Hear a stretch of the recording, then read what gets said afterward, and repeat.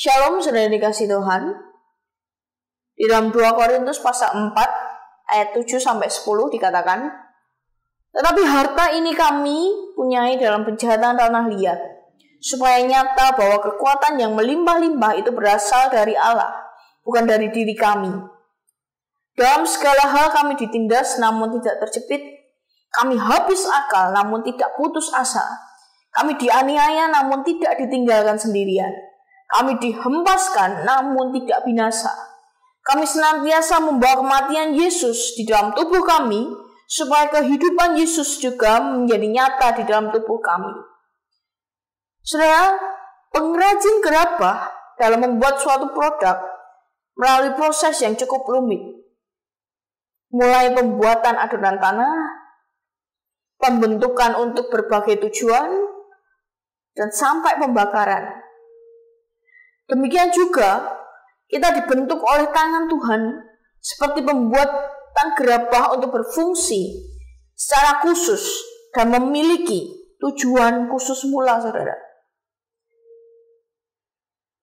Di setiap tujuan ada kekuatan Kristus yang ada di dalamnya, agar tujuan khusus itu tercapai.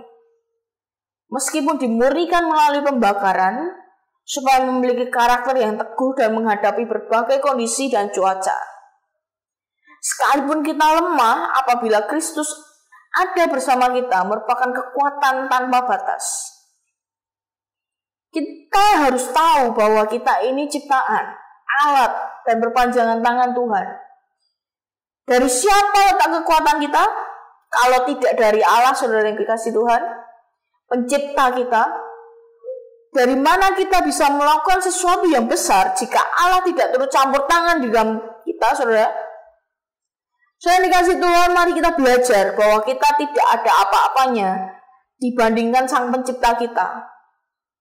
Kita tidak bisa apa-apa jika Dia tidak ada bersama dengan kita.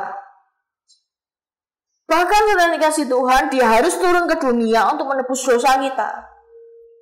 Karena kita tidak bisa menebus dosa kita sendiri. Satu hal yang pasti, Dia mengasihi kita dan tidak akan meninggalkan ciptaannya.